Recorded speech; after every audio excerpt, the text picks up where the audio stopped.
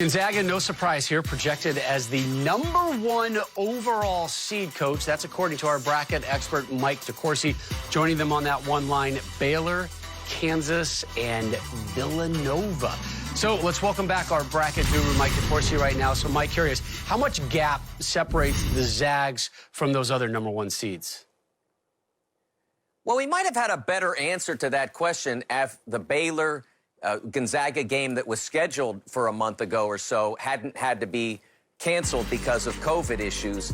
But when you look at their resume, their accomplishments, there's no one close to Gonzaga at this point. You're talking about a team that has wins over Kansas, West Virginia, Iowa, and Virginia. When you average out their KenPom ranking, it comes to 11. On my bracket, that's two number twos, or that's a number 1, a number 2, and I believe a number 3 in West Virginia. You're talking about teams that have been terrific to this point, and Gonzaga handled them easily. I don't think there's anyone close to them in terms of accomplishment.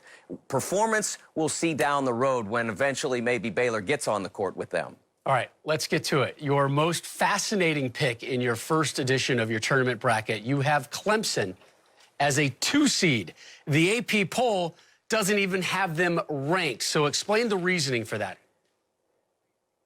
Well, when I looked at what they've accomplished to this point, and certainly tonight's Florida State game was a little bit of confirmation for that, but they had 4 high major wins, 3 by double digits. 3 of those wins were against teams rated in the top 50 in KenPom. There was a lot of accomplishment there. I'll be frank, I didn't even know they weren't ranked. I never look at the AP poll. It doesn't matter that much to me. I prefer the net, the rankings, the KenPom, that sort of thing where there's some sort of data behind it.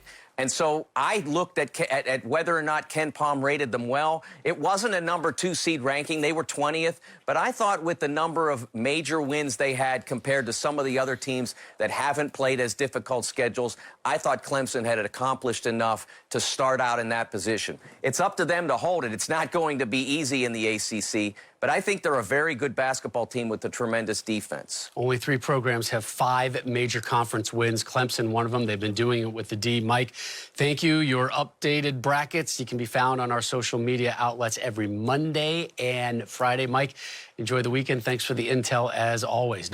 Saturday, All-American Marcus Zagorowski and number 11 Creighton battle David Duke and the Friars, 2 of the league's top playmakers, headline a gritty conference collision. Saturday at 11:30 Eastern on Fox and the Fox Sports app.